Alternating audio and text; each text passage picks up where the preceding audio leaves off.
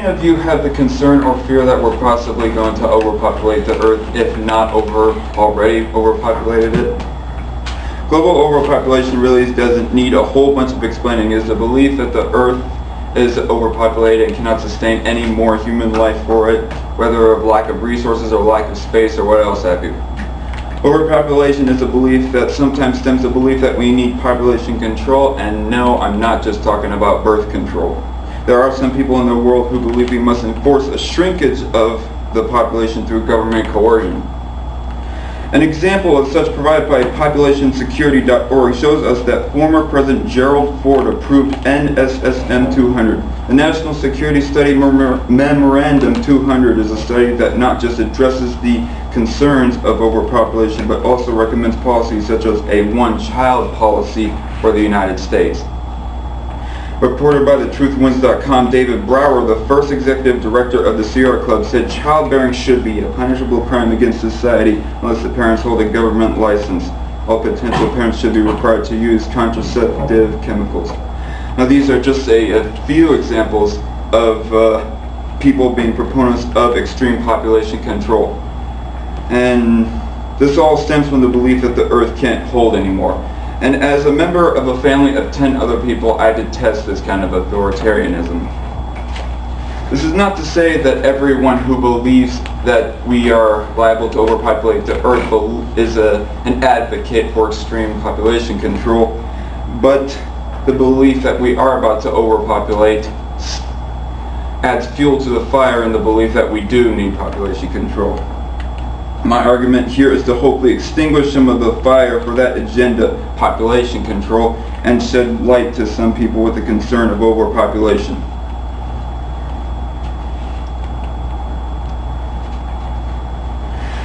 Global overpopulation is an idea raised by a guy named Thomas Malthus in 1798 when he predicted that the Earth would keep doubling in population every 20 years, source being the Daily Mail. If that were true, we would have reached 7 billion people by about 1855. Overpopulation has been observed to grow at about 1 billion people every 15 to 20 years within the last half a century, so it's no wonder that overpopulation became a bit of a concern for some people.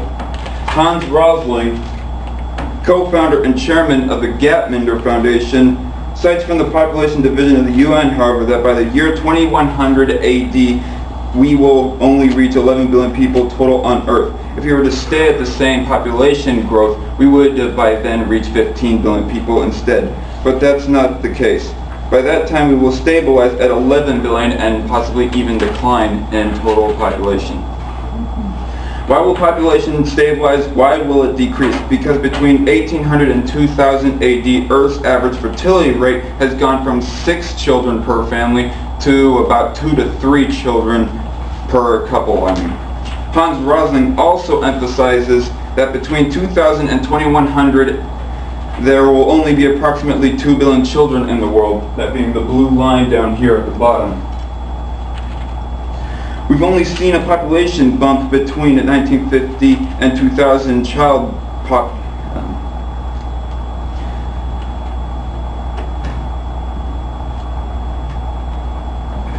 We've only seen a population bump because between 1950 and 2000 child population grew from less than 1 billion to the 2 billion we see today. Some people might think that we're going to just keep growing and growing, but no, that's not the case. By 2100, it will probably slow to a stop.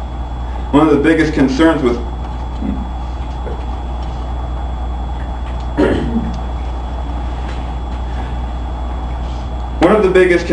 overpopulation is not necessarily the amount of land required to house people alone, but also the land required to produce whatever needs is required of the people living on Earth. Just food for thought, if we want to make more land available in the name of production, we could dense up the population. If the Earth's population lived in the same city that had a population density the same as that as Singapore, which is a little under 8,000 people per square kilometer, we would fit in a land mass little under the size of Iran. And who said that we had to live in the same city? Just scatter out the cities but have them all have the same high population density to make more room for that production. I'm not suggesting that we actually do enforce this, but I would rather have that than a cap on how many children you and I could have. One of the biggest things about this, though, if you want to talk about space, how many abandoned buildings or abandoned neighborhoods are there that could and should be torn down so that people can cultivate it for production or new housing? Have any of you gone to downtown Wichita and noticed all the empty buildings? Another concern is resources. People are afraid that we'll run out of natural resources to meet the demands of the population of Earth. I pose out there that we do have enough resources to last us a good long time. I can't talk about all resources within time constraints. I'll only bring up a select few for the sake of this speech. According to the group called Learn Liberty, there was a concern back in the 60s that because of the rising demand of telephones, that we could run out of copper soon, which was required to produce the wires for telephones back then. But then more and more copper deposits were found, and the concerns along with the cost went down. And ultimately we learned how to make fiber optic cables, which is now sand, for making our phones instead. So there isn't as much of a demand for copper anymore. Some of the solutions for our population lie in plain sight. Like Dixon Despommier, for example, brings up the idea of vertical farming, which already in Sweden, Singapore, and Tokyo, Japan, there are already vertical farms erected, as I'll show you by this next slide.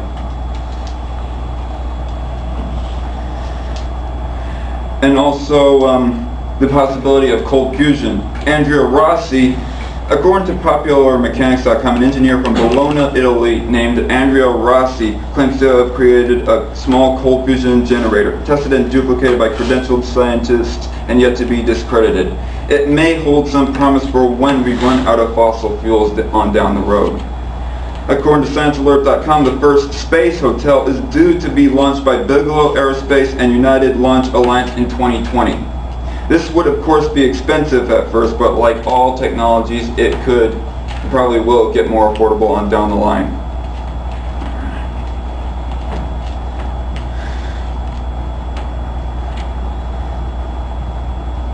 Another issue of concern regarding overpopulation is global warming. I would have brought that up probably, but the thing is only so much time in a speech. Why I bring up the issue of overpopulation is because of the possibility of population control under the justification of preventing overpopulation is one that hits me personally because of my sizable family. And I'm sure it does with some of us in this room as well. And I hope that I have lifted some of the concerns of some of you people. My suggestion to everyone is that we not regress in humanity, but progress in technology instead. Thank you. Okay, good job.